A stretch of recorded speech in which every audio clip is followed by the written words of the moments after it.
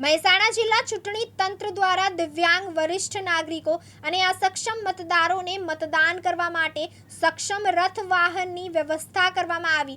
દિવ્યાંગો અને senior citizen મતદારોને મતદાન મથક સુધી સરળતાથી આવવા જવા માટે 7 જેટલા સક્ષમ રથની વ્યવસ્થા કરવામાં આવી। 24 કડી અઝા વિધાનસભા પેટા ચૂંટણી અંતર્ગત તમામ મતદાન મથકો ખાતે શાંતિપૂર્ણ વાતાવરણમાં મતદાન યોજાઈ રહ્યું છે, ત્યારે વધુમાં વધુ મતદારો મતદાન કરે તે માટે જિલ્લા ચૂંટણી તંત્ર દ્વારા તમામ આવશ્યક સુવિધાઓ મતદાન મથકો ખાતે ઉપલબ્ધ કરાવવામાં આવી છે।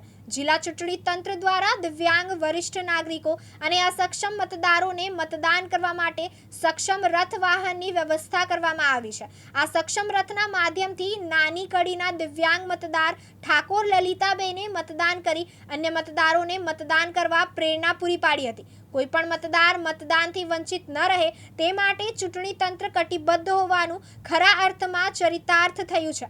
નાની કડીના મામલતદાર લલિતાબેનના ઘરે તેમને મતદાન કરાવવા માટે સક્ષમ રથ પહોંચ્યો હતો અને ત્યાંથી લલિતાબેનને મતદાન મથક સુધી લઈ જઈ અને મતદાન કર્યા બાદ તેમને ઘરે પરત મૂકવા માટે સક્ષમ રથ વાહનની વ્યવસ્થા કરવામાં આવી હતી।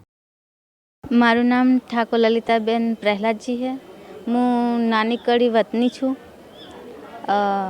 મને આ વોટ તરીકે મને ગાડી લઈને લેવાયા અને વ્હીલચેરમાં બેસાડીને ગાડીમાં બેસાડીને અહીં વોટ સુધી લાવ્યા અને મને વ્હીલચેરથી વોટ નાખવા માટે અહીં લઈને આવ્યા છે।